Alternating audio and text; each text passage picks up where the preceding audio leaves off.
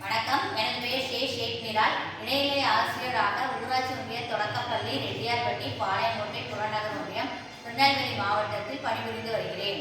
அனைவருக்கும் வணக்கம். என் பெயர் காட்சி லட்சுகா. நான் 3ஆம் வகுப்பு படிக்கிறேன்.